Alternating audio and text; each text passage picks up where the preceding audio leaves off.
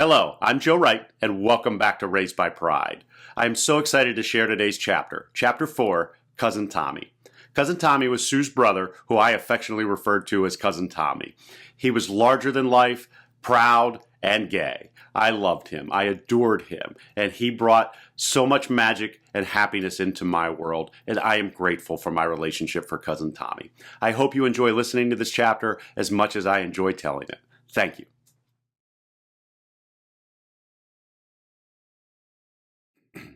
Raised by Pride, Chapter 4, Cousin Tommy. Some people come into your life with a spark, others show up with a fire. Cousin Tommy was a wildfire, and I adored him. I don't remember the first time I met Tommy. He was Sue's younger brother, but to me, he'd always been part of the picture. Loud, loving, larger than life. In those early years, he lived with their mom, but somehow he felt like a permanent fixture in our little world. Even after he moved into his own place, he never drifted far. He'd drop by just to say hi, sit for dinner, share a laugh. And it never felt like a visit. It felt like home settling back into itself. Tommy had a way of filling a room with warmth, like sunlight through the window or the familiar sound of the dogs barking at the screen door. He was part of the background and the center of things all at once. Tommy was a big man. I'm sure he wasn't as large as I remember, but in my memory, he towered over the world. Easily over 6 feet tall and well over 200 pounds with a personality to match. Tommy didn't whisper who he was. He lived it loud and proud. He was gay unapologetically. He never hid, never downplayed, never tried to pass. He was the happiest when he was free just to be himself, and I loved him for that. My mom and Sue used to joke that Tommy and I got along so well because we shared the same maturity level. But it was more than that. Tommy saw me. Really saw me. Not just as Sue's partner's kid, but as a young boy who needed a friend, someone safe, someone fun, someone who didn't judge. And he decided to be that person for me. Middle school was a confusing time. I didn't know who I was, where I fit, or what normal even meant anymore. Like any kid, I struggled to find my place. But Tommy showed up. He walked beside me during those years, never pushing, never correcting, just supporting me exactly as I was. One of my favorite childhood memories is a day I spent with him in Washington, D.C. He picked me up early in the morning, and we headed straight to Georgetown. We hit the thrift stores first, and I scored a tuxedo coat with tails that I absolutely loved. Then he took me to the iconic Commander Salamander, a local punk store that defined cool back in the 80s. I picked up my first pair of parachute pants, a mesh tank top, and a button with the store's logo on it. I still have that button to this day. We added some green and red hairspray and a few other punker essentials to the haul. Tommy was right there cheering me on, making me feel like I had just found a superpower in those clothes.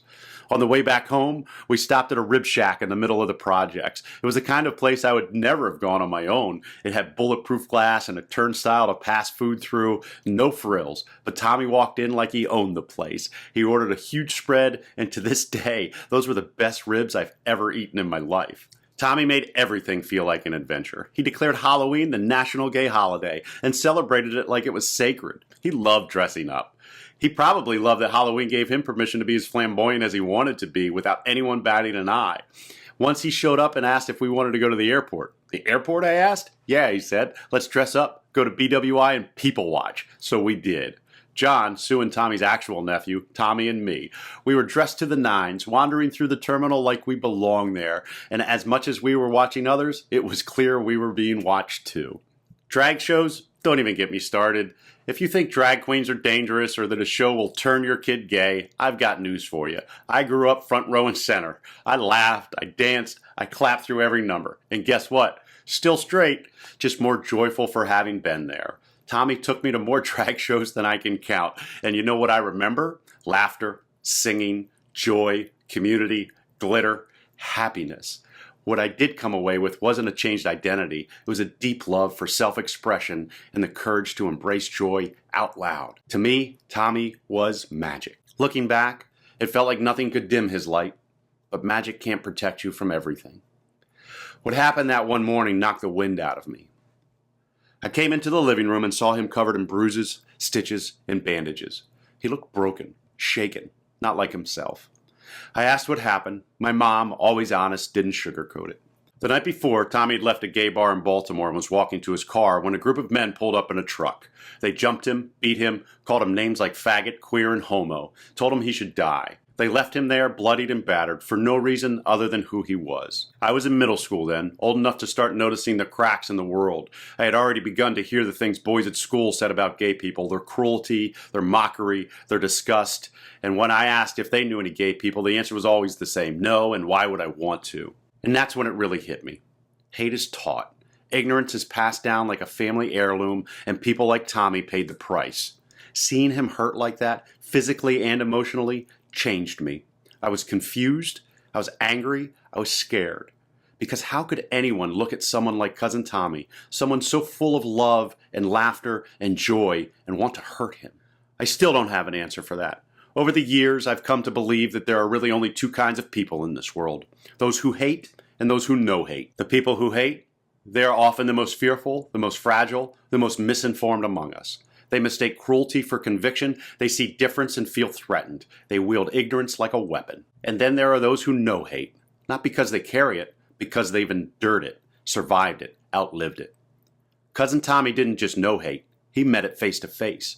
And he chose to keep living out loud anyway. I can't even imagine how much courage that must have taken. That's real strength. That's real courage. And that's the kind of legacy that lasts. In the LGBTQ plus world, some said Tommy was lucky. He survived. But that survival came with scars, ones I imagine went far deeper than the ones on his skin. Eventually, like often happens in life, we drifted. I lost touch with Cousin Tommy over the years, but not a day goes by that I don't carry him with me. His laughter, his support, his wild, beautiful spirit. And if I saw him again, I'd just wrap him in a hug and say, thank you. Thank you for loving me. Thank you for seeing me. Thank you for being exactly who you were. Up next, Chapter 5, Parking Lot Lessons. In the next chapter, I'll share what I learned in parking lots of softball fields, lessons about loyalty, love, and community, and the kinds of conversations that happen between innings, during doubleheaders, and long after the final out, under folding chairs and ballpark lights, when the stories mattered more than the score. I hope you enjoyed this chapter as much as I enjoyed sharing this chapter. Cousin Tommy was a huge part of my life, and I am grateful for him. Chosen family can be magical, and Cousin Tommy was that. He was this person who inserted himself into my life because he saw I needed him, and I am grateful for that. Thank you for being here. I look forward to continuing to share this story.